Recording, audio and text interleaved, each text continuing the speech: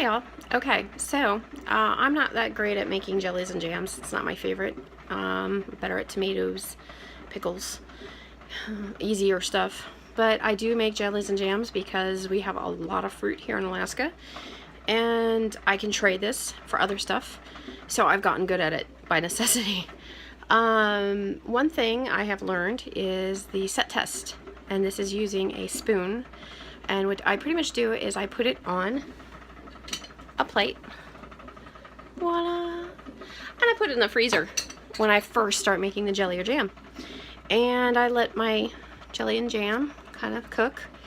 And then when I get down to a point where I'm getting close and I think I've pretty much got a good set, then I take that spoon out of the freezer and I just take a small little spoonful and I'll put it on that spoon and I'll put it on that plate in the freezer. And remember, the spoon is now cold.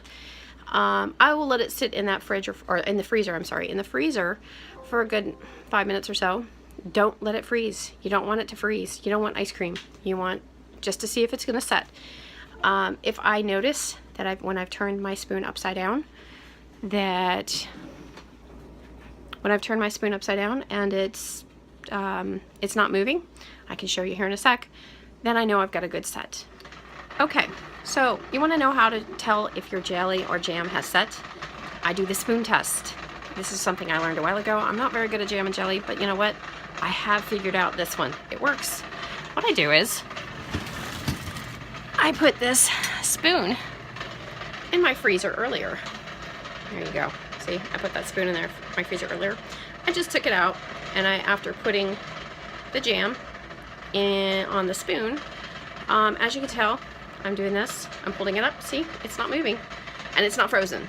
It's actually still warm, but it's set.